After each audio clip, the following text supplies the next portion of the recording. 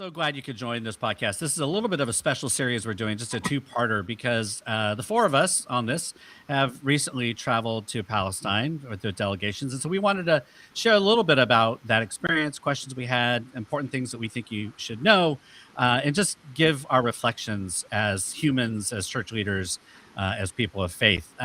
It's important to note we are recording this on, let's see, I'm looking at my watch. It is Thursday, March 5th.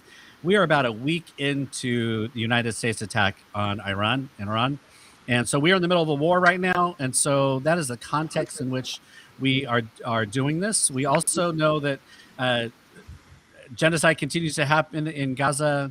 Occupation continues to happen. Apartheid continues to be the case. So we wanted to do this, not to say that other things in the world are not important right now, but to just remember that there's lots of things going on, and we all shared an experience together in Palestine. So that's what we're doing. But first, you've already heard all the official bios.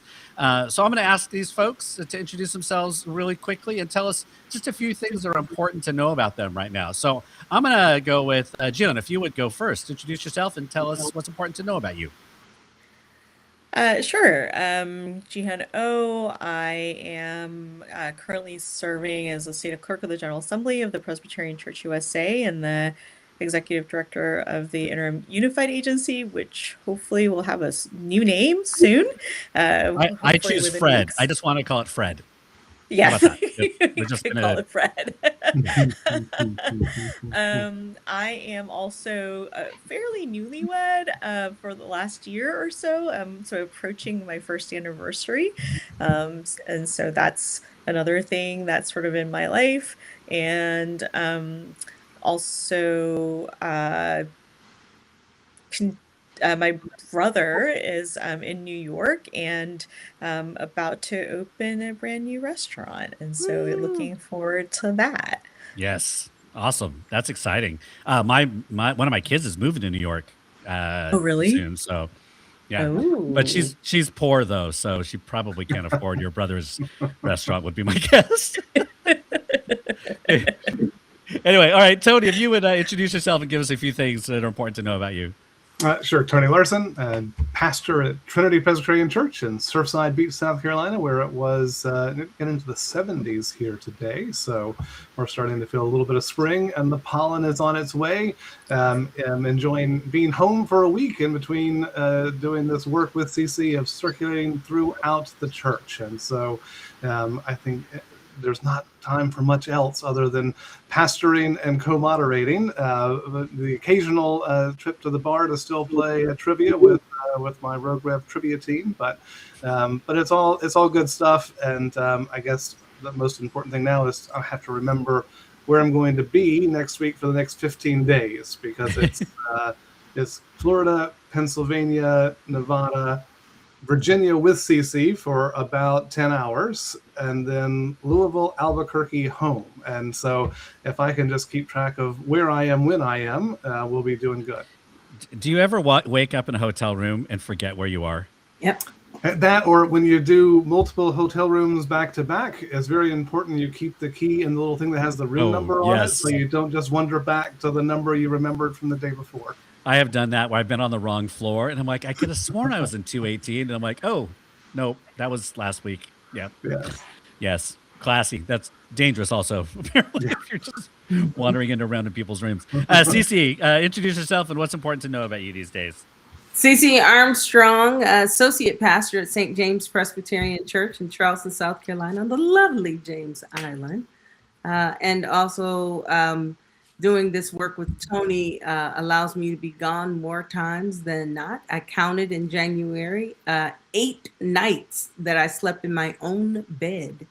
8 nights, the whole month. It's exciting. And I actually I lost a night because we got snowed in somewhere and I couldn't come back home. So at any rate, the good news that happened on my front porch just a few days ago, I discovered there is a nest on my reef on my door. Oh. My front door.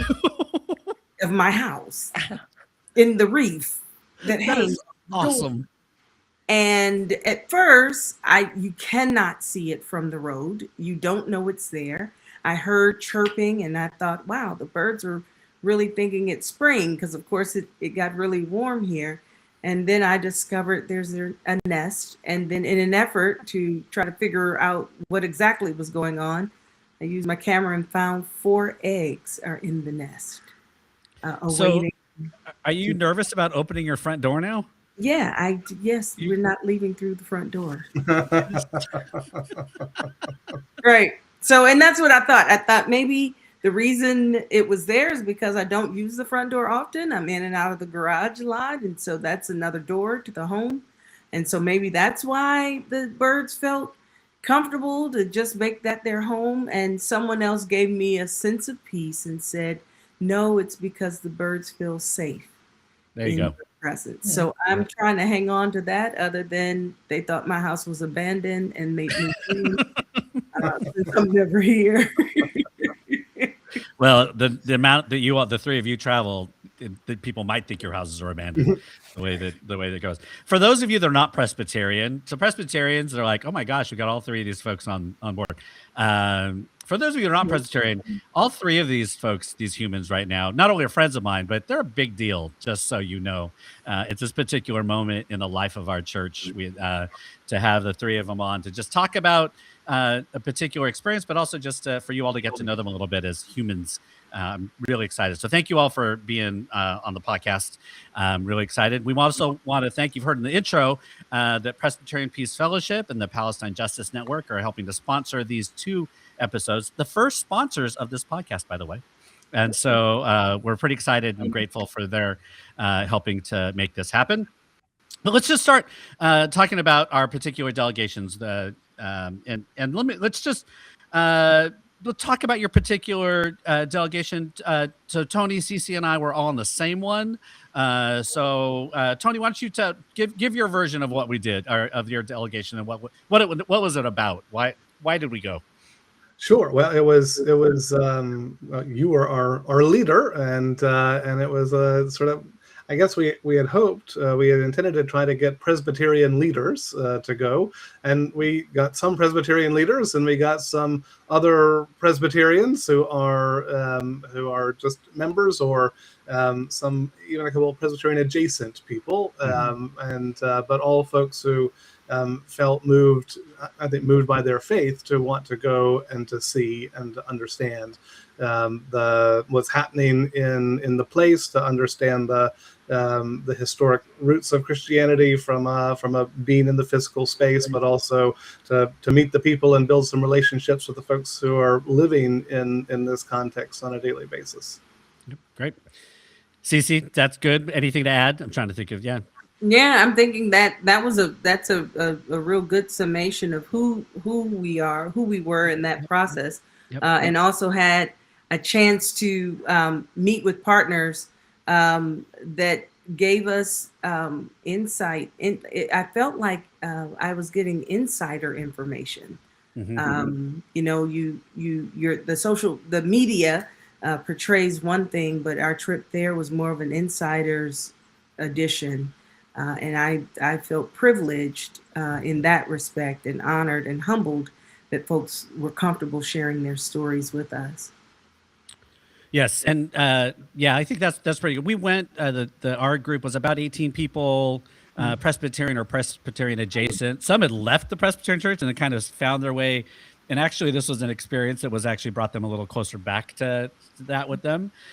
We went with Sabil, which is a Palestinian Christian liberation organization, super well respected in that area, which is why we got to meet with the people that we were able to meet with, and so giving us some insight and felt like behind the scenes and meeting with people that we might not otherwise get to meet with. So grateful for their support of that. Jihyun, what was your trip about? Yours is a little different. Yeah, so part of the reason why we made the trip, it was a group of folks from the Interim Unified Agency in a variety of capacities.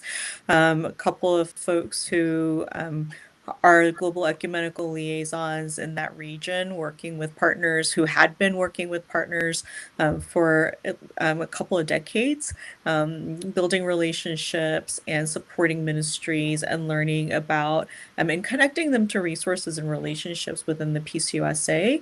There was one person who does is the representative for the PCUSA at the UN, who went along the ecumenical and interreligious relations person who also was part of the group. And so there was a group of folks who actually had sort of are holding a variety of relational and advocacy roles on behalf of the General Assembly of the PCUSA who went.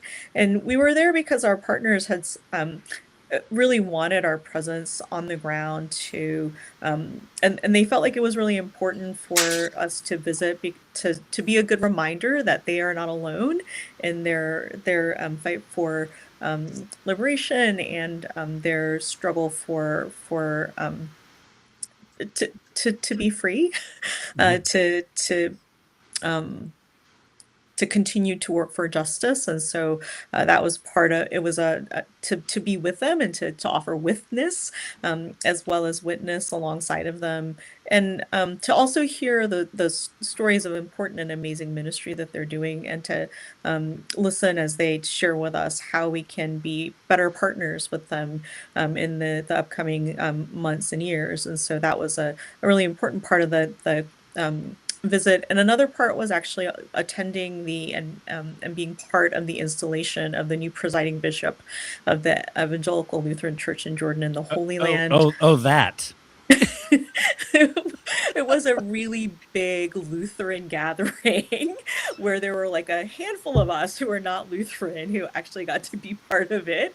But really just an amazing celebration in the midst of a lot of difficulty. And to be able to celebrate that in an ecumenical way was really important as well. Cool. Yeah, I loved seeing the images that you all were sharing. Jihyun, have you been there before? This is your first time? This was my first time, yeah. Right, and CeCe and Tony, this was your first times. First time. Yeah. What was it like being there for the first time? And what did things meet your expectations? Were there surprises? I mean, I know that when we take people over for the first time, there's a lot of different reactions. But Tony, what was it like to be there for the first time? Your first reactions. I mean, so there's parts of it that are just amazing, and to have that sort of sense. And then I learned about myself that at a certain point, the theoretical "this maybe happened here" just doesn't do that much for me. So trying to engage in some of those walks, the Church of the Holy Sepulchre is beautiful in its own way, but there's also just a bit that doesn't connect well with my spirituality, and when we I just remember when we walked to the tomb of Mary, the mother of Jesus, and it is way down deep in the ground, and I just had this reaction that like at the resurrection, she is not walking up those stairs. She's saying, Jesus, you got to come carry your mother up these stairs. Like, why did you put me this far underground? So there was that aspect, but also it driving around the country, once you sort of accommodate to the actual visible signs of apartheid, there is a lot of beauty there, and to have a sense of the food, the people, the culture, and the spirit of the Palestinian people is one thing. I guess the other big impression I left with was just how tense the whole city of Jerusalem felt. There just felt to be, everybody was anxious and tense. Yeah. Jihyun, first time, any initial reactions there the first time?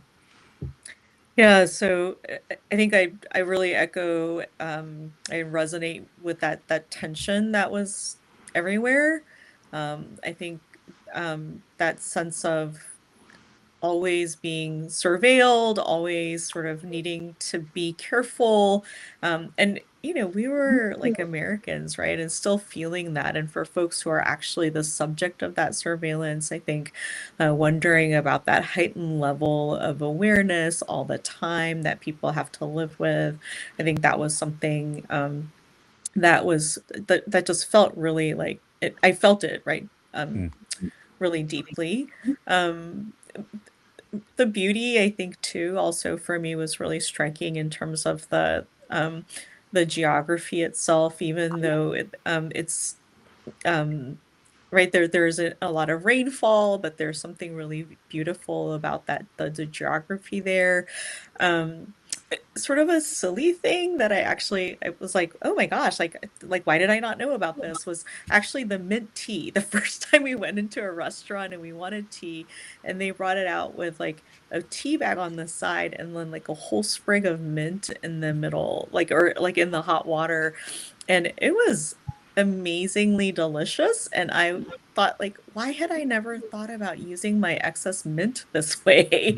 But it was really that sort of sense of freshness of the food. And in spite of some of the challenges agriculturally and the challenge of growing food there, that there was still this amazing freshness of food, and really an abundance, right, of the tables that were set there. And so that was also really striking, that there was all these sort of juxtaposition of things in that context. And also, I was really struck by, like, in conversations with people, really the love and generosity of folks who are living under a lot of pressure and a lot of challenge in a state of apartheid, and in a state of actually, right, being under occupation, and still having a real sense of generosity, not just to folks like us who are they're saying come and see, right, and experience and go tell then what is happening, but also as they're talking about why for them actually that the work that they're doing is important, is really about also inviting those who are oppressing them to a more fuller human way of being, right, and that Yep. sort of sense of recovery, and that sort of speaking truth to power as an act of love that I thought was really striking. Yep. Thanks. CeCe, what about you? First time? First time being there, and I think what overwhelmed me upon arrival to Jerusalem was the overemphasis of Christmas. Oh, that's right. Yeah, we went right before Christmas, y'all. So it was, and it was super Christmas. It was it was like Santa Claus, super. well, and for those of you, if you're thinking about timeline, right, they had not had Christmas for 3 years, right? So this is, Right. it was all rushing back. But yes, keep Right. going. It was Christmas everywhere, and not necessarily the let's just await Jesus's birth. It was everything. It seemed like every culture of understanding Christmas was on display. So there was a bazaar, there were songs, there were people singing continuously. There was tons of that was going on. And so that caught my attention because all of that was flashy. Right. But I also had some encounter upon arrival that will probably be one of my telling stories for the rest of my life. Having been searched upon entering, and then having to be strip searched because and for whatever reason that was necessary, it happened. I was not ready for it, startled me, but then I also found out that my resilience comes back with flattery, and so sure enough, one of the guards looked at my ID and looked at my age and then said, "You don't look this age at all." And I kind of erased all that, negativity that went along with being strip searched. But I think one of the things that was also a misconception is you would think that in environments where there's so much oppression is that hope would diminish rather quickly and fast. And one of the encounters we had, the question was, so do you have hope, or where's your hope in this? And the response blew my mind. The response was a stern, I'm Christian. Why wouldn't I have hope? Hmm. And then after the response of that, informed all of us that if anyone lacks hope in this experience, then they probably need to change their religion. Hmm. So that was kind of in your face, hit them hard and deal with the consequences. But I also ran some parallels with the oppression of the United States, especially during Jim Crow laws and the enslavement of Africans.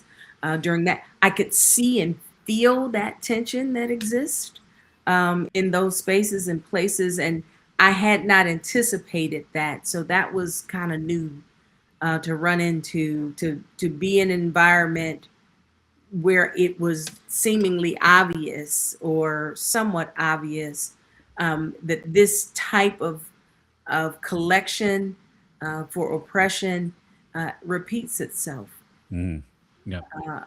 in varied places. And cycles of teaching each other how to do it, right? I mean, Yes. the sharing of oppression knowledge that goes back and forth, and that we see on our own streets during protests that learned from the state of Israel. And I mean, I think that part. I think for me, when I first went, I went in 2015 or something. Was for me, it became the intellectual just became not important to me anymore. It's like we can have these intellectual arguments, but this is no longer a debate for me. And I think denominationally, we were still, can we use the word apartheid? What, is that too strong? And then you get there and you're like, well, no, that's not too strong. That is what this is. Right. And I think that was for me when I first went. That was the big. There was that, and then there was always this. Every time I go back, still, and I've been a privilege of going back a couple times now, is that you could be having a iced vanilla latte in one space, and then an hour later talking to a political prisoner, and that life of kind of holding those two spaces is just life. And it seems like it would just be exhausting. You could just we just get a glimpse of having to do that kind of whiplash, but imagining what it's like to live under that for generations. I mean, I moved every time that folks still have so much grace and hospitality and welcome, living under that. It just, anyway, so that is mine about the first time. I think it's important for people to go. It is one of those things that sometimes folks will say, well, it's not why should we go? Almost like, what's the big deal? So what would you say to somebody who says, well, it's not, why even go there? Like, why is it important for us to even be there? And anybody can just go on and answer. We'll just free flow now. Well, one of the things I think made this much more important is to see with your own eyes and to experience what was there. It's valuable and important to understand what it looks like to for people to treat others inhumanely. It's, you don't know what you don't know until you're in the midst of it happening.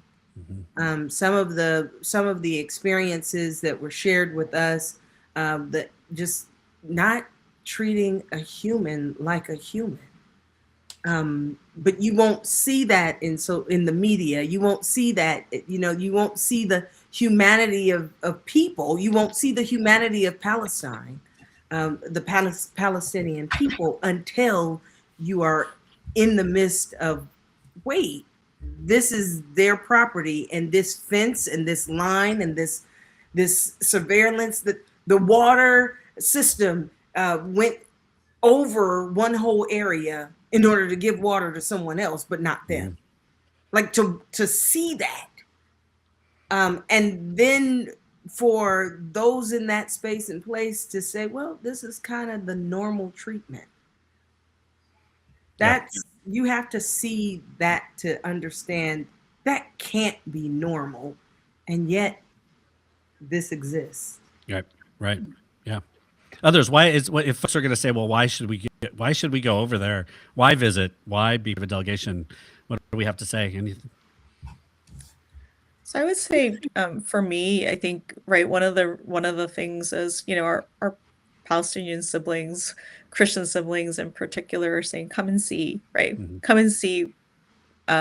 We want you to come and see what it's like here, and then to go and tell and share. And so I think that part of being in relationship with them and actually answering that invitation is really important. I think another piece for me was sort of this recognition that I, was growing up, was told a thing about Jerusalem, and especially right where the cradle, like the really important holy place for the three Abrahamic religions, and how this was really shared space, and actually now going in this part of this delegation, recognizing, oh, that is actually not the reality. That might have been at one point, but it's not the reality now. And so there's sort of this outdated knowledge I think I had been carrying, even about what Jerusalem was like, and what that sort of sense of shared holy space was like. And so I think that part of just sort of that being able to actually see and know and feel differently, I think too, was really important.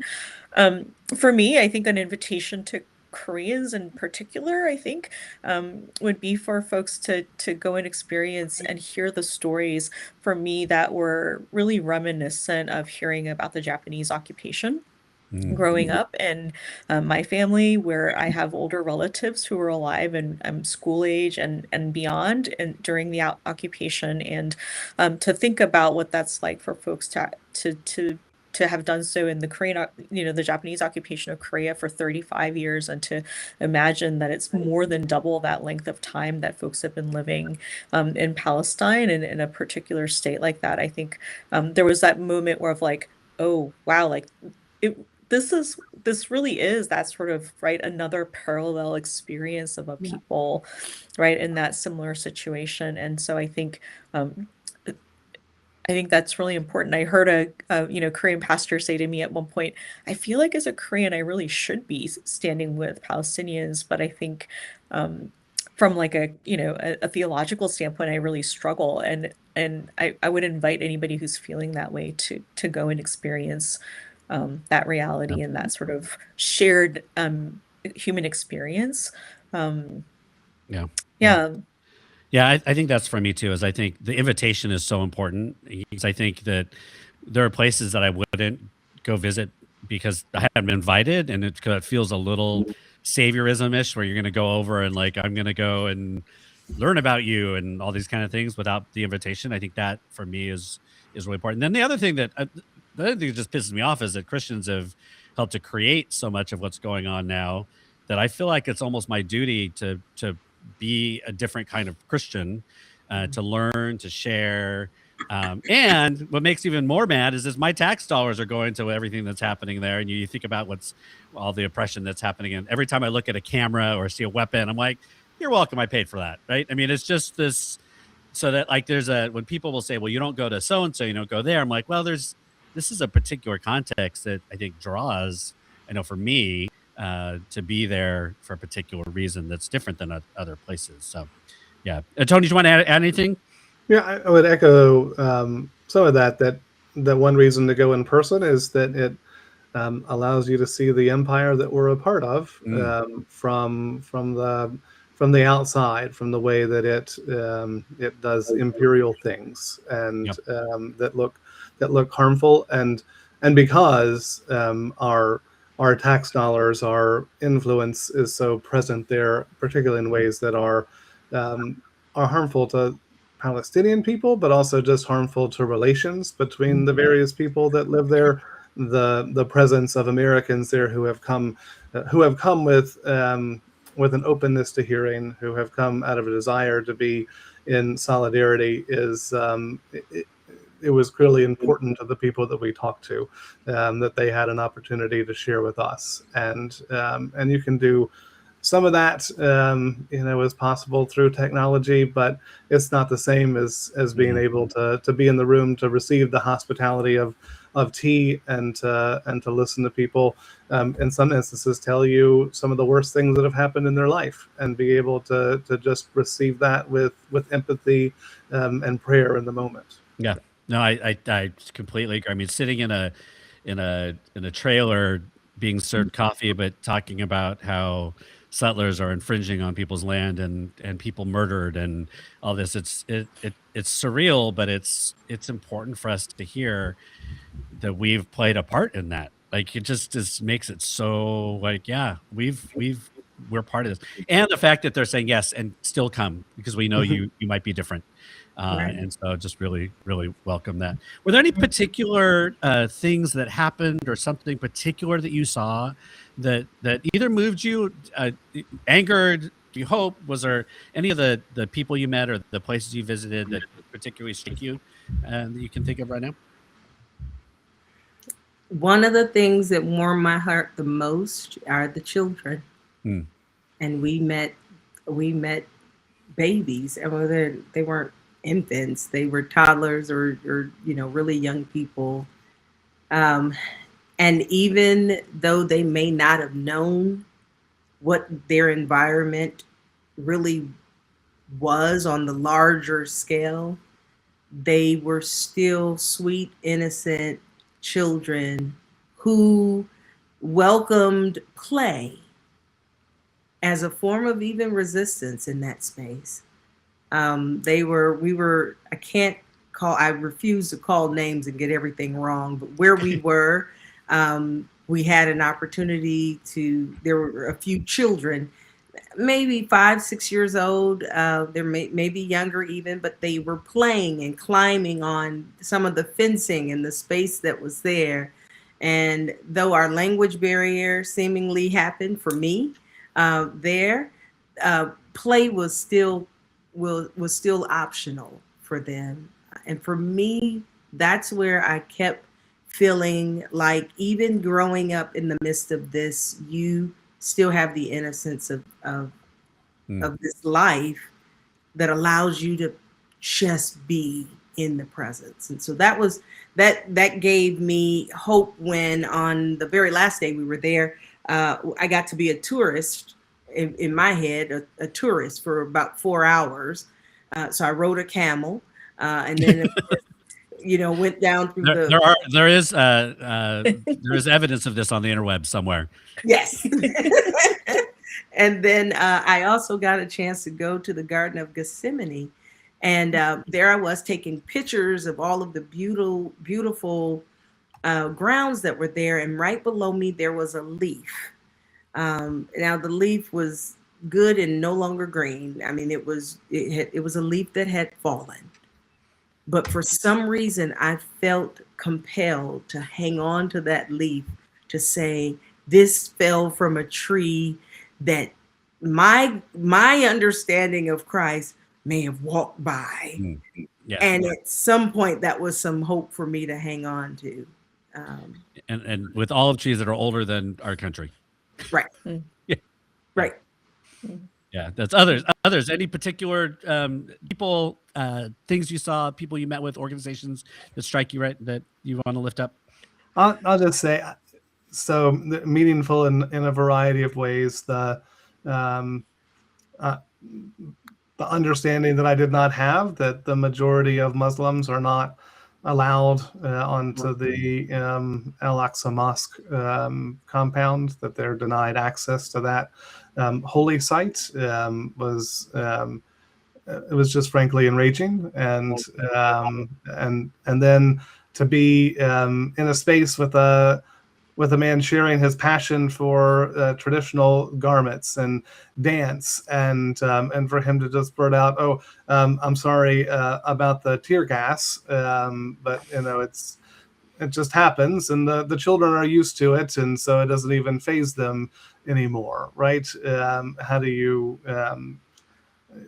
don't forget that? And then this moment that we had, and Bruce, I can't remember the name of the peace activist that we visited in Hebron, but we went to his house. Yeah, CeCe Armstrong. Yep. Thank you. And then we were going to go for a walk to the market, and we ended up at a checkpoint, and it seems like because he was with us, they weren't going to let us through. And so here are these 18 Presbyterians or Presbyterian adjacent people standing in this corridor at this checkpoint, and we have these two Palestinians with us, and one of them is bellowing at the guards, and we've just been told that there's this, AI-powered machine gun up above our heads, and our other Palestinian guy is having us play Simon Says there, and it was just this surreal moment of like the anger, and then the response being, well, let's just play Simon Says and try to demonstrate how silly this all is,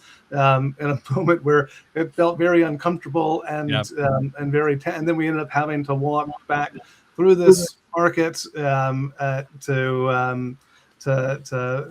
get out another way, and just the daily grind of that, the reality that, as many documentaries and things that I'd read to try to prepare the proximity of an outpost at the Tent of Nations, and just the knowledge that pressure is just going to keep coming, that there is that every opportunity to further encroach, to take, to incapacitate, to cut off, is being utilized, and that it's a daily struggle. There is no space, and then to walk by that separation wall in Bethlehem and see the art there that is giving voice to the anger, but also to this persistent hope. And so there's just so many meaningful moments that have just transformed the way I think about what daily life is like there. Yeah, thank you. Yeah, that Tent of Nations is one of those that strikes me. I think every delegation I go on, we go there. It's one of the most well-known places, but to watch how the settler buildings are creeping up every time we go, like it's right there, and you begin to, roads are blocked off, going there. For those of you if those are listening that eventually get there, you get to live driving through the ways in which Palestinians have to travel, which means it's not direct. It's cut off. There are some roads that are for settlers and other ones that are for Palestinians, and settlers can close off roads whenever they want. And it's just, when you talk about apartheid, that's what it is. It's just different rules for different people. And then you get up there, and the houses they want that land. And Tent of Nations, we'll put some links in the show notes for that. Are just continuing to be present. So one of the reasons we should be there, right? International presence still matters. So yeah. So June, your trip, I will say our trip too, June, we were super cold most of the time too. We went in December, and I'm not going back in December. I'm just going to say that no more delegations in December because it's too cold for me. Anyway, June, what about you? Yeah. What were the meaningful people, organizations, things that you ran into? Yeah. Well, and we were also there in the winter time, right, in January, and it was actually quite chilly at different times, right? I was really hopeful, even though I think some of the organizations would say that they are struggling with hope. The Israeli organizations who are working for Palestinian justice and rights, and meeting with them, organizations like Hamoked who are doing family unification, helping to track down people who have been detained or disappeared, who are actually working on the legal side of things. As I was listening, I think sort of echoing a little bit of what you were saying, Bruce, about they share knowledge, right, and they share techniques and processes, right. Surely, I kept thinking there are too many parallels here, right? There must be some sort of playbook, right? Yes. But and right, I think these organizations, these Israeli organizations, these Palestinian organizations that are actually continuing to work toward justice and to work towards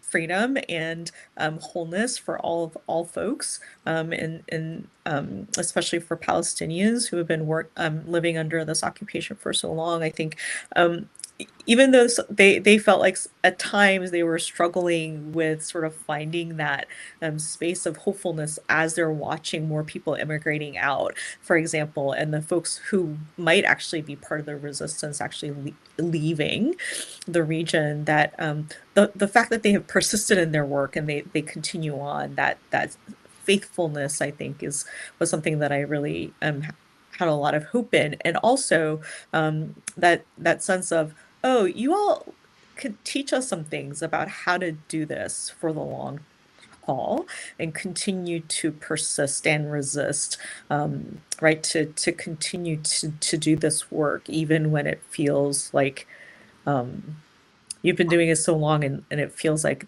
there's not the sort of impact maybe as fast as we might want it. But like that sort of perseverance, I think, is something that we can learn from those organizations. And so I think I felt really hopeful about that. I was really struck by Anar. It's a bunch of actually therapists who formed this nonprofit to do empowerment and equipping of leaders that they identify in the various communities to do mental health and and care, right? Therapeutic sort of care of one another with oversight of these therapists who are trained. And they were about to launch a new program into Gaza. And so they have been working in that in the Bethlehem area and the surround and a few other areas in the West Bank, and they were about to launch something in Gaza, identifying leaders to do that work, just because of the mass trauma that folks are experiencing and the need to be to do right trauma recovery and healing and restoration as part of that, and the quiet, grounded, I think, gentle presence, and yet so strong, right, and resilient faith and faithfulness of the executive director and the folks who are involved in that work at UNAR was also really quite striking for me.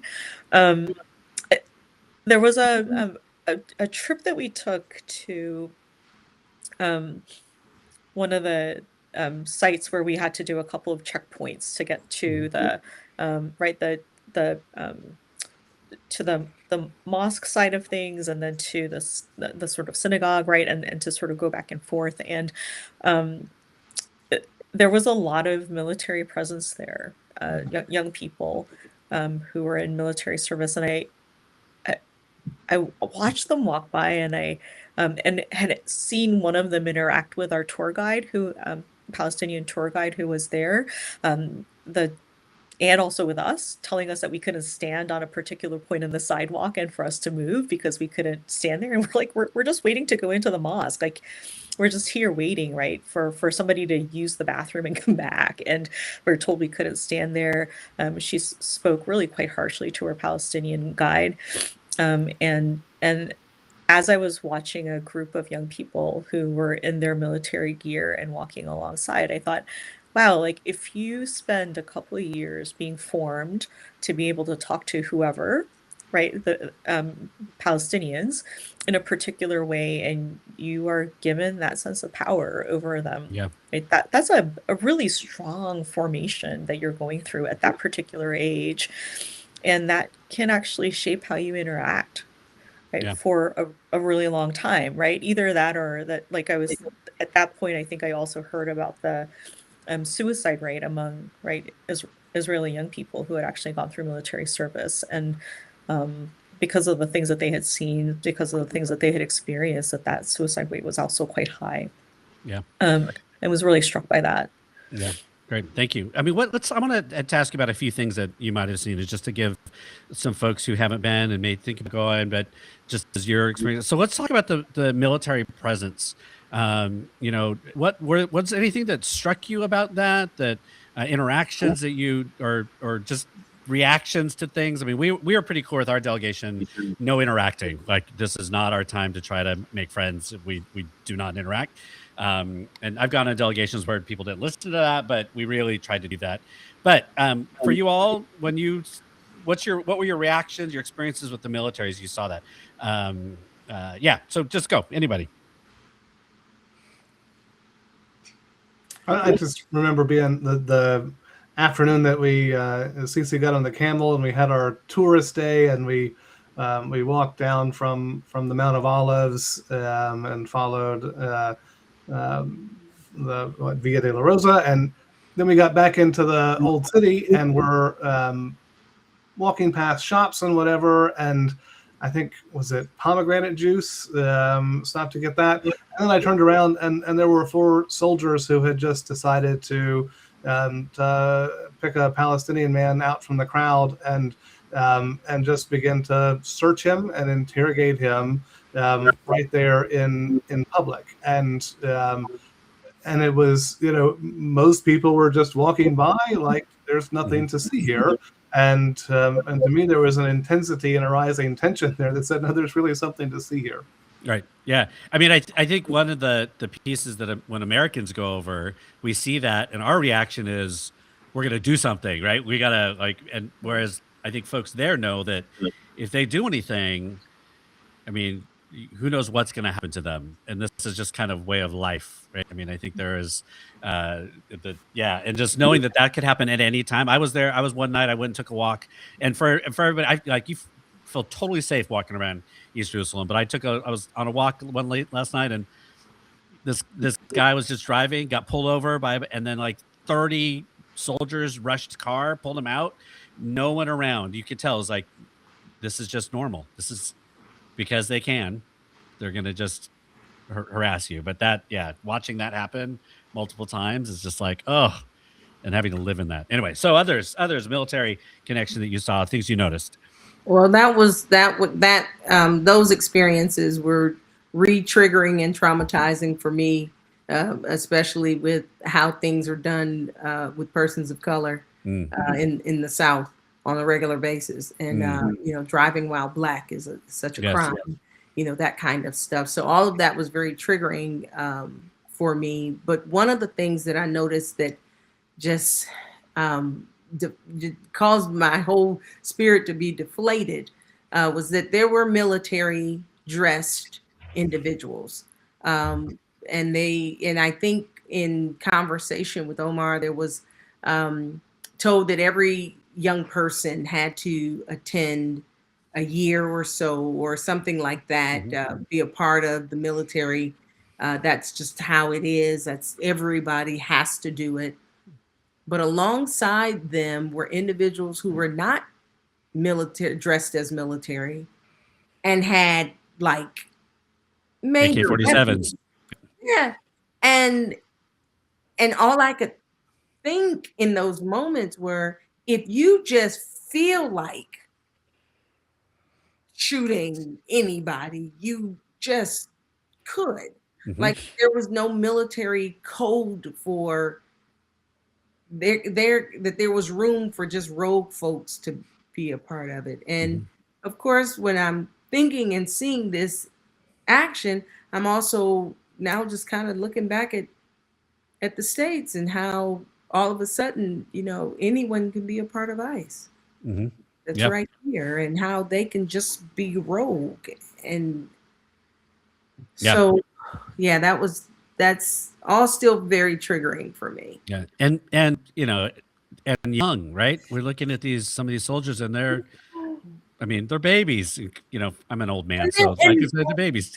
Right. And male and female. I mean, all, and so some of the, in my own attempt to soothe myself and pacify myself, I would talk to them, to myself, but I was talking to the child or to the person. So I saw this one young lady and I kept saying, girl, you too pretty for this. Why are you?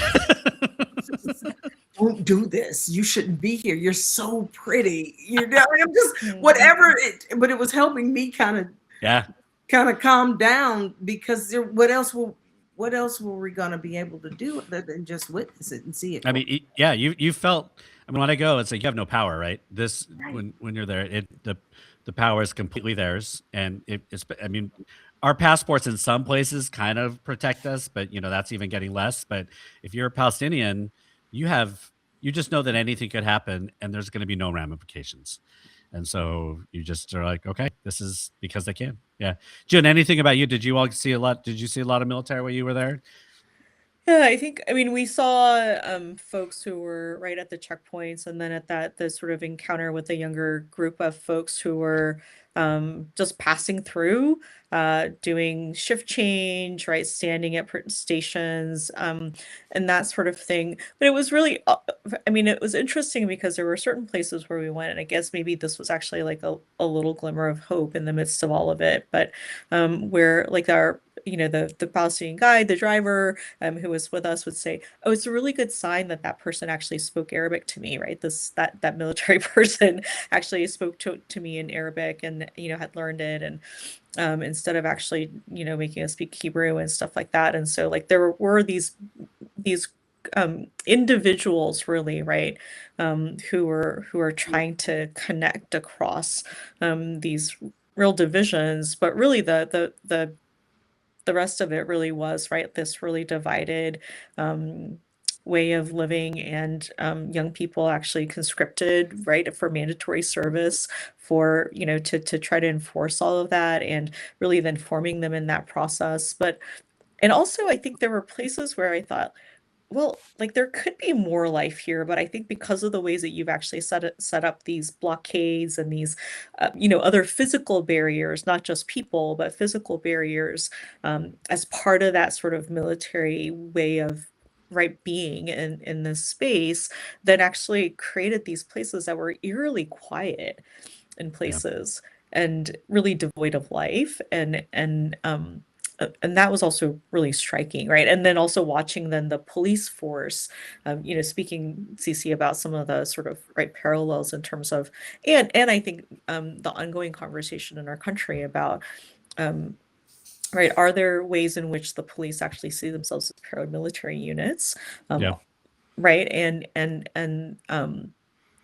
there was a huge traffic jam at one point in wherever we were, and as soon as our driver made a turn, because we were late for a meeting, but he had been in a center lane, but he had sort of done all the signaling and whatever, actually turned out of the middle lane to turn right to actually drop us off, and all of a sudden the police show up and then pull him over, give him a huge fine, but question him and detain him for a while, and he just tells us, like, you all go, and we're like, no, we don't feel okay leaving you here by yourself. And he was like, it's fine, you all should go, you're late for your meeting. And we're like, no, we feel that we should maybe remain here to be a witness to whatever is happening. And he's like, no, go.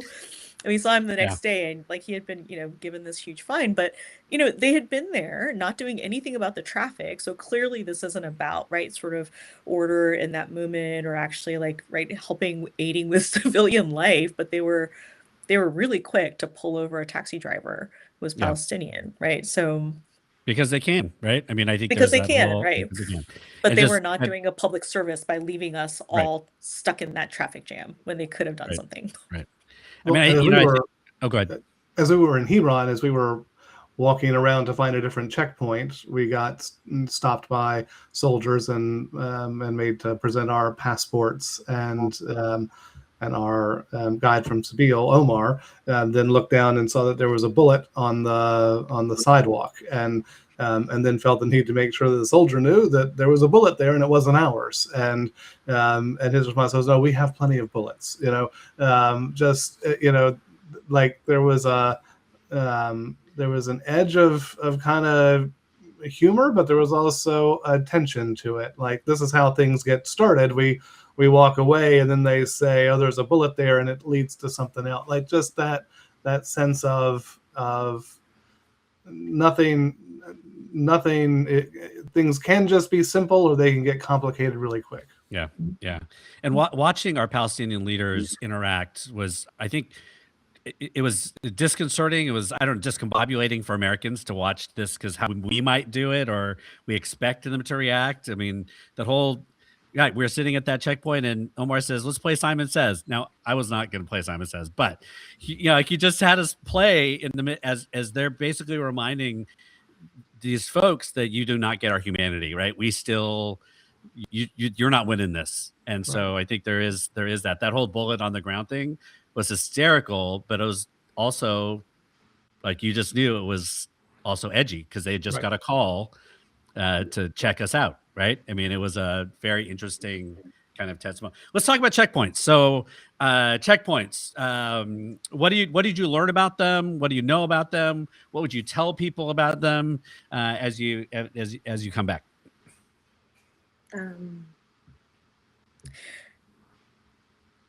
Don't lose your slip.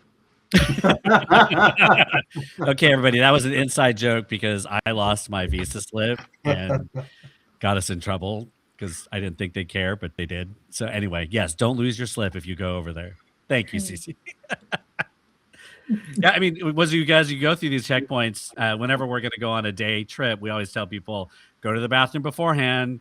This could be a 45-minute trip or it could be an 8-hour trip. And, it doesn't matter. How experiences about checkpoints? Jihyun, did you have any besides that other one?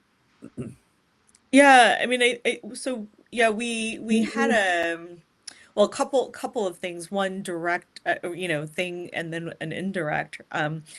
So the indirect sort of impact maybe of a checkpoint was really that the day that the presiding bishop was being installed, the parade was supposed to start at a particular time, and it kept getting later and later and later. And we found out that the presiding bishop's mother, the one who was about to be installed, his mother was detained because she was coming in with a delegation and the youth band from Bichala, and they decided to just hold her there for a really long time, even though there were all the official paperwork and everything. And so we were waiting for his mother and some really important people from his community to arrive to begin the procession. And so, right, that folks, you can set a schedule, but it doesn't run that way because people might get stuck, right? For these really important events that everybody knew was happening, was actually part of this, right? This church that's really quite well known, and right, for a leader who's well known in that community in Jerusalem, and it sounded like all the paperwork and everything had been filed beforehand, and everybody followed what they were supposed to do, and they still got detained, right? And his mother's not a young person, right? And so not somebody who's actually going to cause violence or any trouble, but was kept at a checkpoint. So that was one. I think another, just right, for us, the amount of time that we had to think about, right? I mean, the driver had to think about which way to go, and the information that they're constantly holding and then calculating in their brain for which way to go in order not to get stuck, for not to not get turned back at a checkpoint that's just randomly closed, even though it wasn't part of an official schedule or anything, but because of various and sundry reasons. And then how much then people had to sort of go the long way around, right, to get anywhere. And all of that is a cost, right, for life, and an extra burden that folks are constantly carrying, right? Yeah. And the checkpoints, for those of you that are tracking, checkpoints can shut down entire villages, right? And Palestinians get in trouble for opening those gates, but other people can open them, and then I think one of our days somebody just said, all the checkpoints in Bethlehem's been closed off, and so folks just can't get anywhere. And the point of all of that is just to control movement, right? Is to, again, because they can. Yeah. Other checkpoint reflections, either Tony or CeCe? Well, the reason that I was strip searched was because I had chosen to wear an adult diaper because I was uncertain after being told those checkpoints can go for anywhere from 20 minutes to 2 to 3 hours. And so in my efforts to be a good Girl Scout, it also led to being strip searched. So yeah, that fear, it is that weird thing. Fear can save us sometimes, right? It can protect us, but then also sometimes the whole intent of this occupation is to instill fear and to live in fear. And so having to prepare for things, but then not prepare for things. But what's the safe level? I mean, that's just and that constant navigating and calculating that we just had to do for, 10 days. Right. And the signage signage, around these, that it's illegal, right, for Jews to enter into this area, which is not signage that the Palestinians have Right, put up, right. but is It's signage dangerous for Israeli citizens to go in here at your own risk. right. Yeah. I mean, that kind of the thing, and and then trying to think about this context here, where so many neighborhoods now have gates on them, right? That people choose to live in these gated communities, to sort of keep others out. Yeah. But here, folks are being forced to live in gated communities that are meant to gate them in, or to restrict their movement at will, and that ambiguity about who gets to decide, and do you ever get an explanation for why this is necessary, or is it just ongoing wearing you down? Yeah.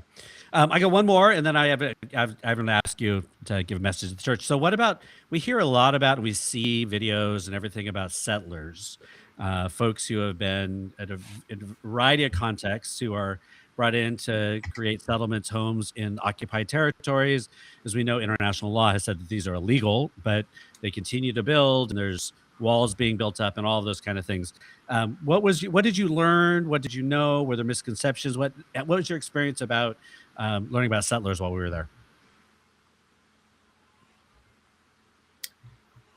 When we were, forgive me for not knowing the name of the place where we were, where one of the persons was murdered, right on the grounds. There was a caged tunnel, somewhat like that a family. I watched a family walk from their home to this next place.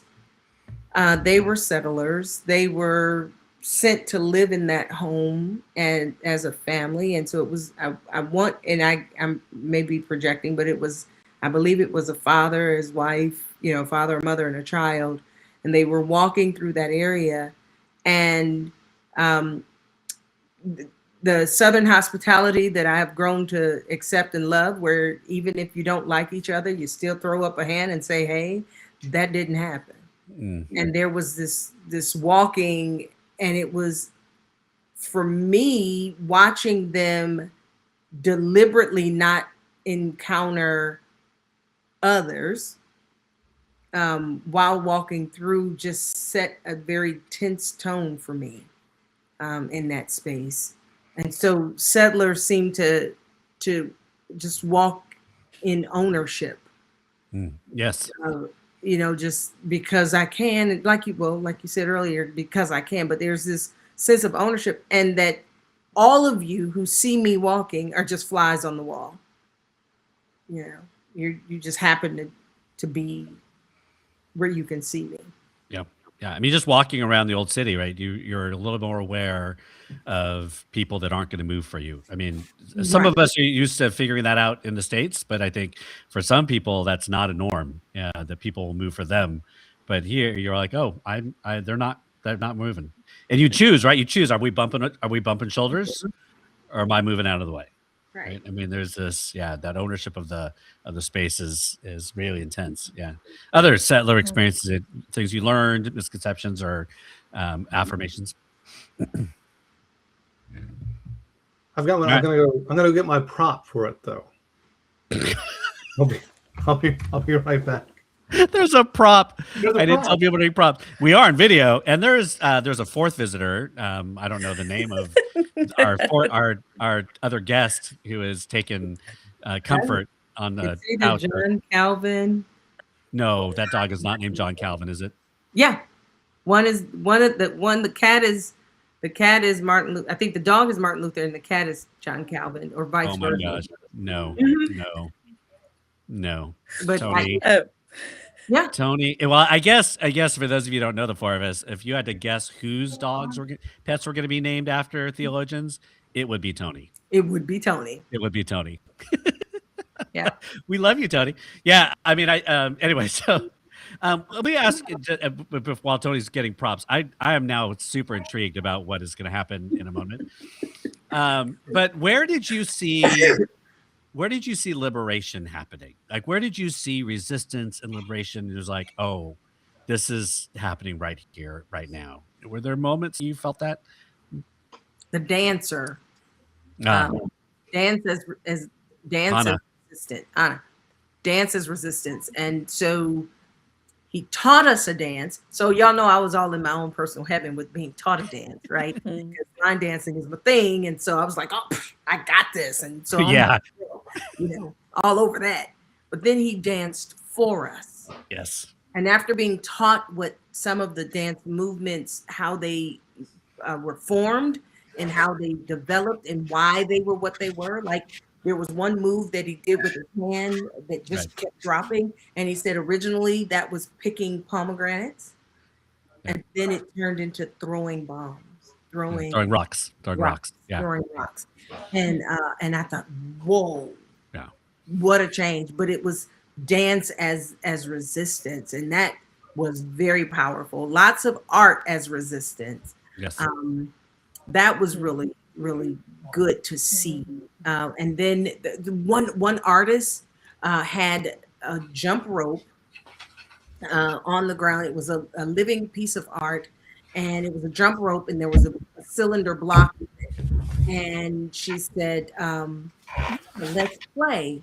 But you couldn't turn the rope for jump roping because of the block that was sitting on it. And she talked about how that's what oppression is in space. And it was such a powerful piece that she just had outside. We were at the college then. Tony, we were just talking about liberation moments. I'm going to let you do your, and then I'll get you back to Joan. What's your prop? Now we're super intrigued. Oh, well, so when we went to Taipei, this Christian city from really the origins of Christianity in the West Bank, and the same day we were there, Mike Huckabee decided to be there, and there was also a Roman Catholic delegation that was there, and there was all of this kind of conversation around, well, what do we do? Do we make some posters? Do we go and stand and jeer?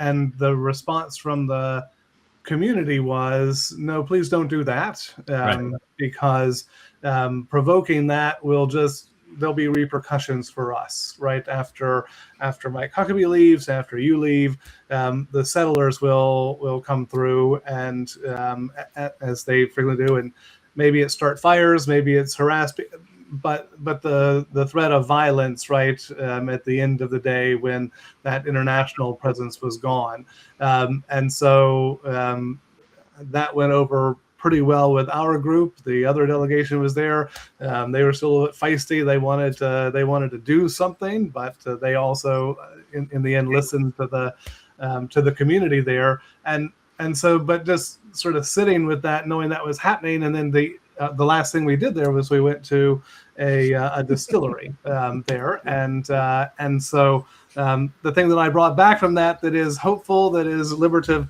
is we happened to be there on the day that the first bottle of single malt Palestinian whiskey was available for sale. That's right. Yes, and so that was my. There we go. I for those of you who don't know, I'm in the middle of moving. Otherwise, I could bust out my bottle too. The amount of weight that we put in our luggage to bring back is kind of remarkable, because we all. But yes, Jihyun, you did not get to do that on your delegation, did you? I know we did not. But a story is somebody a couple who grew up there, who intentionally came back in order to build this business there, to do something that hadn't been done, and to do that as really an act of liberation and of hope, and to be able to be there while they're celebrating, and now have something to share with others, is to tell that story here at home. Yeah, for sure. Jill, go ahead. What you were going to share something where you saw liberation? Yeah. So two things, I think, sort of echoing, CeCe, what you were saying, right? That art, design, architecture, right? Those things as ways, right? Pathways for liberation, of spaces of liberation. I think Dar al Kalima University and that campus, I think when we stepped onto it, I felt it. I don't know that I've articulated it this way until this moment, that there was a different sense of lightness in that, on that campus and in that space, right? That had not been the experience of the rest of the trip. I think because that space is that space of art as liberation, as hope, as resistance, as something bigger, a more enduring vision of something that is not yet. And there was something really joyful about that. And the collection there is amazing. I mean, the artists, the Palestinian artists who are contributing to that art space was the art collection was just really, really amazing. And the work that they're doing, how they're getting recognized in different film festivals, is telling the story, right, of this liberative story, and the narrative of hope and struggle, all of that I think was also really, really amazing. And then I think for me also, like, the spaces where we were able to break bread with one another. One of the organizations that we visited, Zugby, who was one of the international peacemakers, right, sort of set out this really amazing spread for us, and it was really this joyous space of being able to break bread together and to share and the thing that sustains life, and to be able to actually share those stories and humanity with one another. And I felt like those were two places, right, two I think spaces where I felt like that liberation was happening. Yeah, that's awesome. Great. Yeah, you all. I mean, I think that is for me when you just are in spaces and they're reminding occupation that you do not get our humanity, like, and whether it's play or whether it's dance or and the subtlety of it all, you can feel it and you can just see it. But also there's this, like, I got to go on one delegation, we went to the circus and I was like, why are we going to the circus? But like, it was just being humanity together, and you could just feel it in how they were training the young people and what was happening. But yeah. All right. One last question for you. Any quotes, things you heard, something that's going to stick with you? Like, is there something that you heard, saw that this is going to be the thing that you take with you from your delegation, your time there? For me, the House of Parables. Explain that a little bit. So on the property there, we were in Bethlehem, right? When we were there? Taipei. That was in Taipei. Yep. And while there, got a chance to visit the House of Parables, and there were customs that were strongly Palestinian customs, where these would have been the reactions of Palestinians during Jesus's time.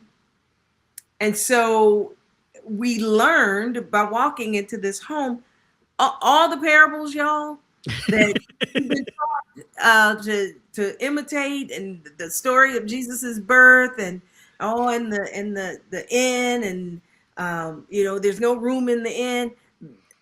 After the experience in that space and place, none of those sermons will ever be preached the same again. Yep. Tearing the roof off in order to lower the one at the foot of Christ. It was a skylight. It was already built in. I mean, they were good friends, but not as good as we want to say they were. Yeah. So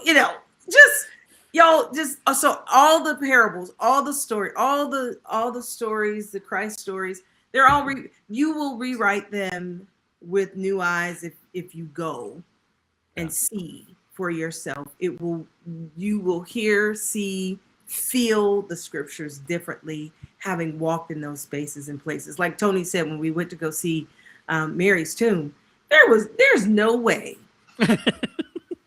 What? Yeah. You mean the things didn't actually happen like everybody says they happened? Oh my gosh. No, not at all.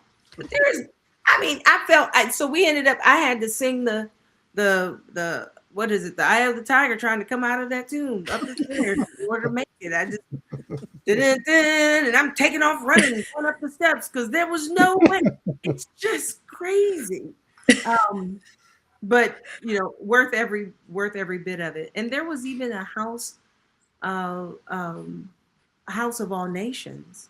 Yeah. And in the upper corner, one of the ninth corner or one of the corners of the ceiling of the church had the United States emblem.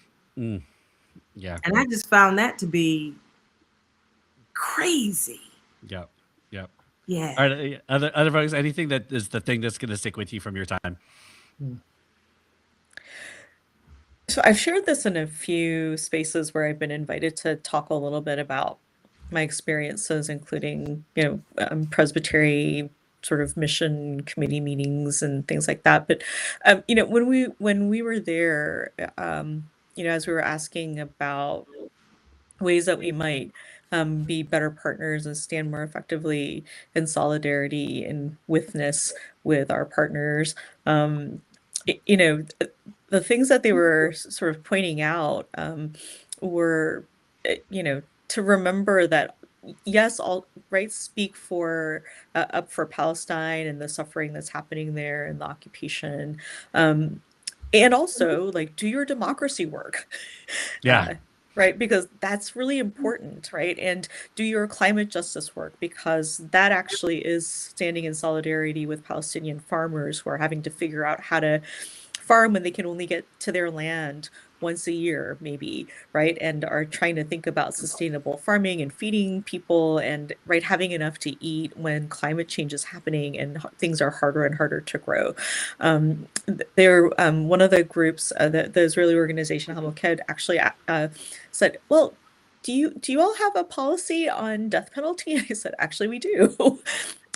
There's a church that regularly brings an overture about a moratorium on the death penalty to the General Assembly whenever it sort of times out. Right. And they said, please do that work, because when governments like the Israeli government is trying to put in or to more normalize, right, death penalty as part of their justice system, they say, well, look at the U.S. The U.S. has death penalty. Yep. And so, that should then be allowable for us too, as a democracy. And so they were asking us to think broadly about solidarity, and not just, so if folks are wondering, like, what could we do? Like, what is something that we can do, even if we can't travel over there, even if we can't actually, we don't know exactly how we might actually be in solidarity. There are lots of ways that we can, right? By doing that democracy work, by doing the work of climate justice, of doing other things that might relate more globally and impacts our Palestinian siblings.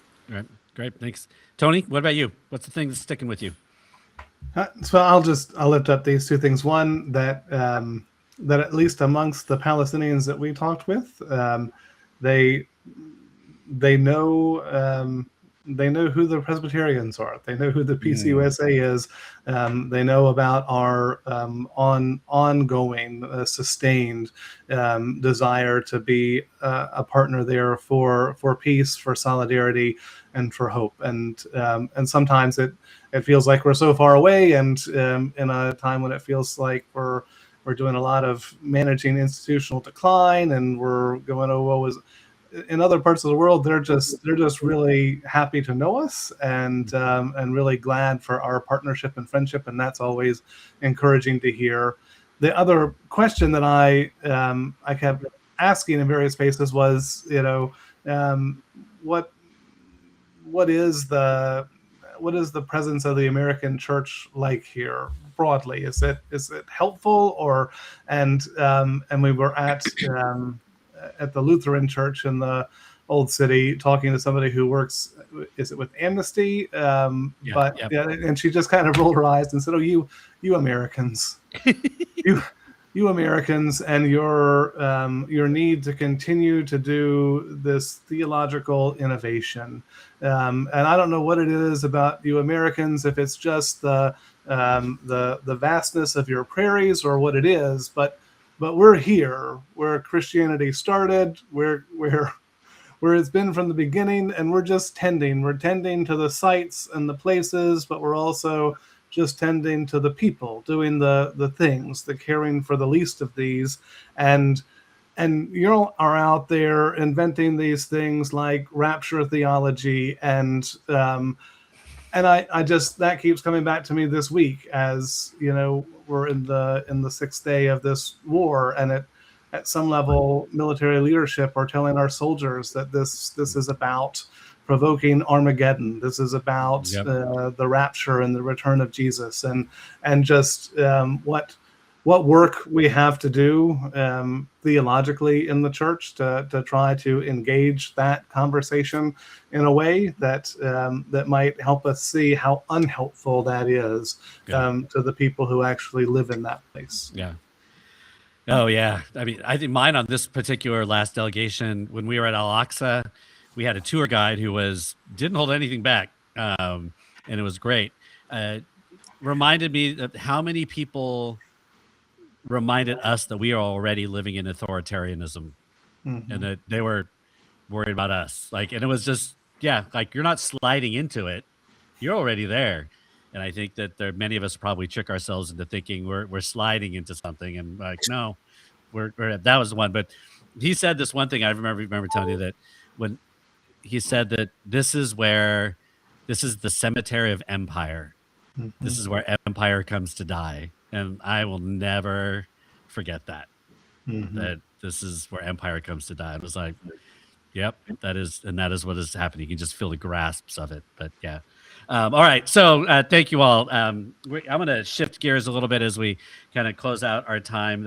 Your last question is going to be an encouragement, a rant, or a comfort for the church. But one of the things on this podcast I like to do is to make sure that folks know that you are not just your positions, even though you three of you are big shots right now. You're not just that, and you're not just people who got to do this thing, but you're humans, complex people, and I challenge people to one-dimensionalize us by sharing a little more about it. So I have my three little bits that I do on the show. The first one is the nerdy and the niche.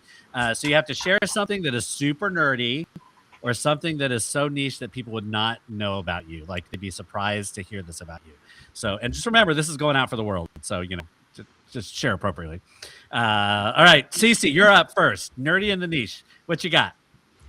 Nerdy. I am still working on solving the Rubik's Cube with no assistance. Still?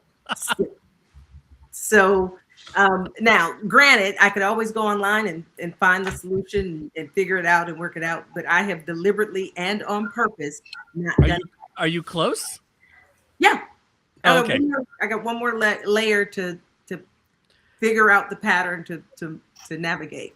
So I don't know if you can tell personality. That'd be an interesting thing, personality by Rubik's Cube. So once I figured out how to just do one side of one color, I was like, I'm good. Yeah. I did not need to figure out the other sides. I'm like, I could do one.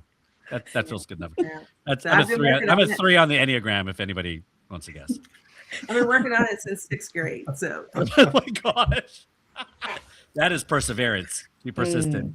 Yes, that's great. Tony, nerdy in the niche.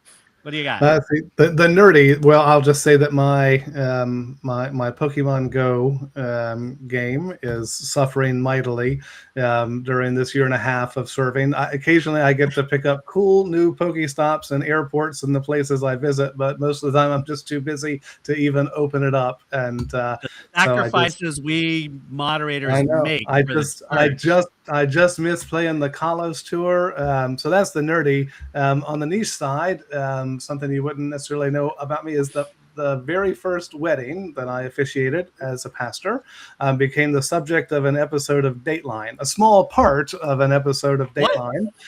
Yes. So if you run into me out and about in the church and we have 30 or 35 minutes and something to drink, I'll be happy to tell you that story in full. I'm intrigued now. I'm going to send you an email later. There's also a book. There's also a book that covers it, Death on Diamond Mountain. So, yeah, documentary coming out 2026. There probably is a documentary at this point, but it's quite the story. The things you learn is on this show. All right, Jen, nerdy or niche? Nerdy, I guess. I mean, I guess this has been a while, but I still have this impulse. So when I was in seminary at Columbia, I think maybe it was like the middler year or something. I actually ran around to like the former engineers and scientists on campus and said, do y'all want to like start a calculus solving group, like Oh a my problem solving group? goodness And people were gracious. like, I mean, I wouldn't mind doing that, but why do you want to do it? And I said, don't you all get tired sometimes of not ever doing anything that has a firm answer? Because we write papers like for our projects. So you turned to calculus to do that? And so I said, at least if we're solving calculus problems, we'll actually come up with like a real answer. Right? Okay, you're not helping with the model minority myth there, Jen. I failed calculus. I took one for the team, so not people wouldn't all think that all Asians were good at calculus. I did that on purpose. I'm sure that's why I did it. I have some cousins who would actually agree with you. Yeah. How long did this? This is hysterical. You had a calculus club basically. So how long did this go on? There was never really a good enough like sort of group there to actually do it, but I was serious for a while. Like I was like, we need to like start a group. And like now every once in a while I'll be like, oh, I wonder if I should actually do some math. That'd have been a hard, firm no for me. I don't know about the other two of you, if you would have been. No, that would have been, I would have probably been right in the class with her. Oh, that's right. There. Yeah. That math was, that would have been something I would have just jumped right on. Like, oh, yeah, let's try that. Nope. Hard pass. I would have loved it. Yeah. I went into Enterprise one time to rent a car for one of these moderatorial events, and somebody had an equation on the board in the back, and they were solving it. And I kept staring at it, and I kept saying, no, that goes there, that goes there. And the lady said, ma'am, what are you talking about? Whose work is that? For those of you that don't know, CeCe was a teacher. And did you teach math?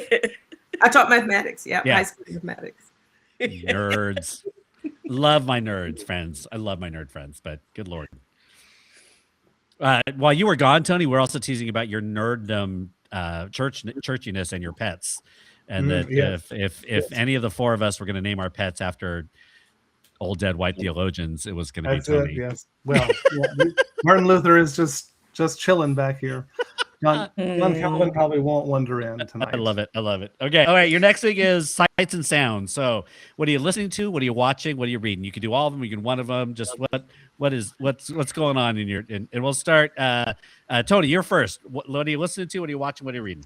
All right. So let's see. We've just been, when I'm home, we try to watch something. So the last few things we watched, got caught up on Landman. Currently we're watching Pluribus, which is, kind of wild, and then for a lighter note, Percy Jackson and the Olympians, and then we did finally take the plunge into K-pop Demon Hunters, and so I've been listening to some K-pop and reading how to hide an empire.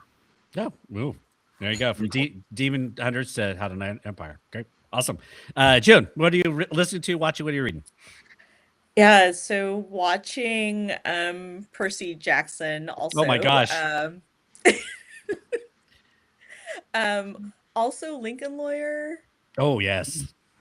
That's some good brain candy right there. Yeah. So good. And also reading Decolonizing Palestine, yes, Decolonizing Palestine. Like, so for those of you who don't know, we're recording this. We started at 7 p.m. Pacific time, so the three of them are all on East Coast time. So I'm like bubbly and I'm ready to go, and I'm looking at they're like, "Can we end this now? Because I'm getting sleepy." All right, CeCe, watching, listening to, reading. So kind of, sort of falling back in love with Fantasia, the Disney. Oh yeah. Oh, I thought you were the singer. Sorry. Because classical music has been my calm here lately. Music without words, to just kind of make it, because the prep time for all the things that we get to do has dwindled down to none, and so having to rely on my own thought of what do I remember from some other experience has been interesting. But then if I do get a chance to fall asleep in front of the TV, it's because NCIS is on continuously. Oh, Yeah. I love NCIS. NCIS. The propaganda is it's terrible, but I also love it. I love NCIS. I really like New Orleans, that particular one. That's my favorite, but I'll take the regular NCIS. Everybody's so pretty. Fall I asleep. just like watching pretty people on TV. That's basically. I'm just gonna own it.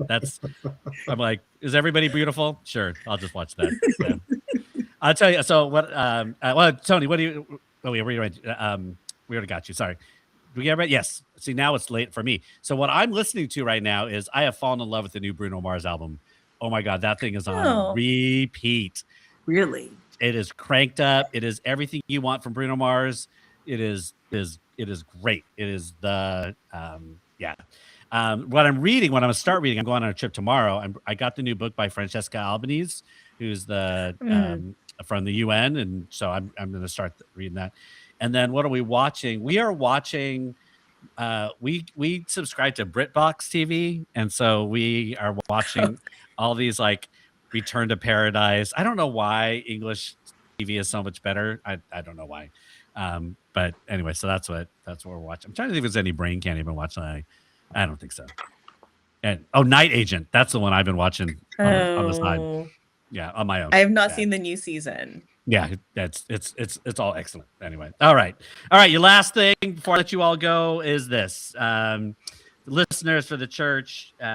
What's your encouragement, your rant, or your comfort? Any of you can go.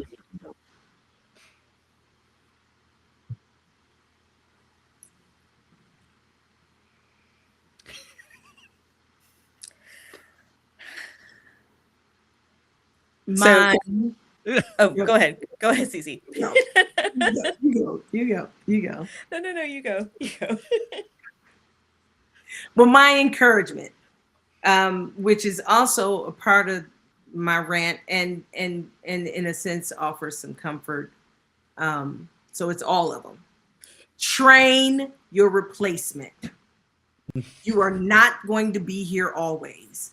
You will never outlast the legacy you want to leave behind. The legacy that you need to leave behind has to be placed in the hands of someone who can do something with it. So you have to train your replacement, or else whatever legacy you thought you were going to leave, it will die and be buried with you.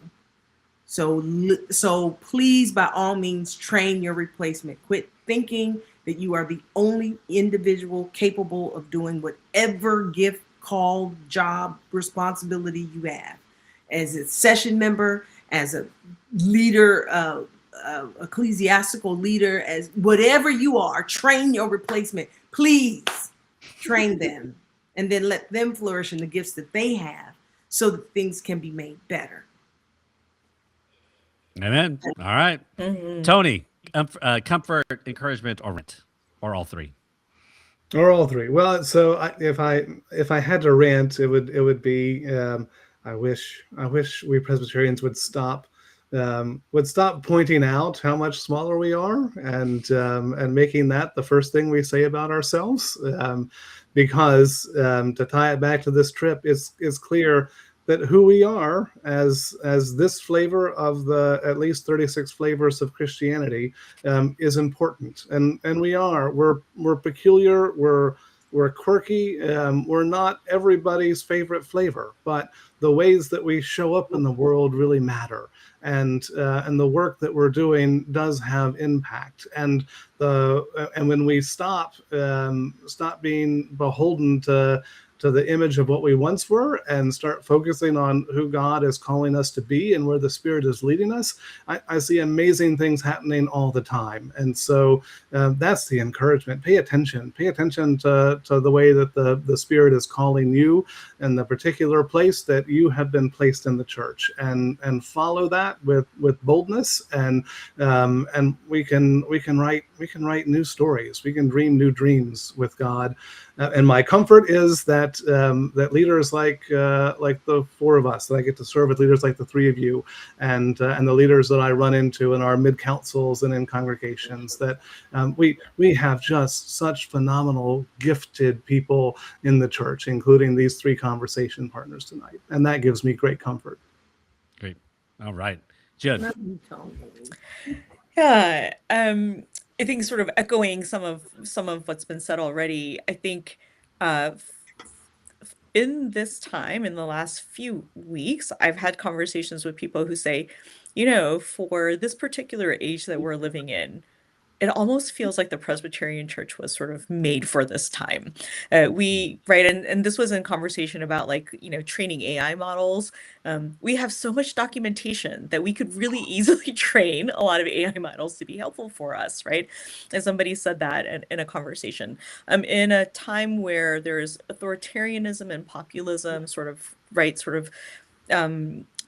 burgeoning, that our way of governing and our way of being together as a covenant community, I think is a really needed witness. And I think the way that we have talked about who God is for us and for the world and what God is doing in the world, I think is such an important witness. And so I think echoing Tony, if we can stop being so sad about looking back and really, dealing with our grief, but then also being able to look forward with hope. I think there are so many amazing things that can happen, and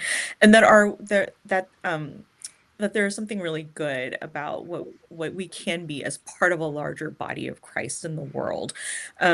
And I think the other part of it, right, is recognizing, and I feel like I would be remiss if I didn't say this, right, recognizing that not everybody in the denomination agrees, right? We still have a wide variety of things that people actually believe and think and feel about a whole lot of different issues. And at the same time, the reason why, right, we also rely on General Assembly policy is because a council does get together to discern and say what it is that our witness should be in the world. And so I also encourage people to actually get to know the policies of the denomination if you're Presbyterian, right? Or if you're interested, get to know our policies. It has some really, really important things about freedom of conscience and religious liberty and the ways that we actually come to sort of believe who God is, for human rights, for in this particular in the context of this conversation about Palestine and Israel and what we think is really, right, sort of a pathway forward for God's wholeness in the world, for what it looks like to have honest patriotism in this time. What we believe about, right, Christian, how we need to actually stand firmly against Christian Zionism and also white Christian nationalism, all these different things that we have policies and I think opportunities and learning documents about it. So I encourage people to get to know that. Thank you. This is probably the most Presbyterian podcast I'm ever going to do of episodes. So just, if anybody's listening to this who normally doesn't get this stuff, don't worry. This is just the only 2 episodes that will get this. Let's see. My rant will be, I'm going to end with a rant. I am still pissed off at churches that talk about being with the oppressed and the poor and all the things. And I'm like, if you're not doing that right now, if you are not doing what you have said you are, if you're not being the church that you've been saying you are, that you say in your prayers and your songs and your sermons, I don't know what you're doing. But now's the time that's a choice not to be the church that you have been saying you are. And so do it. You got to be the church. Now, if you've been saying all this time, you don't care about the poor and you don't want to feed the hungry and clothe the naked and visit the incarcerated, and then that's fine. But if you have been saying all that stuff, you need to get out there and do it. So there's my rant for you. All right, all. Again, we want to thank Presbyterian Peace Fellowship and Palestine Justice Network for helping to sponsor these 2 episodes, but also those are the places we can get resources. They'll be in the show notes. We'll give you links, and I would encourage you to join their newsletters, give them money, use their resources. There's all kinds of great stuff, especially around Palestine. Palestine Justice Network has everything you're ever going to need. If you have wanted to have your congregations do any kind of study, if you want to just kind of get to know a little bit more, because you may feel silly asking, that's the place to go. So you want to make sure you take advantage of the resources they offer. So again, I want to thank the three of you for staying up late with me today. For those of you that are listening, you know what to do. Rate, review, do all the things you do a podcast. And thanks for joining me on The Amalgamation. We'll see you next time.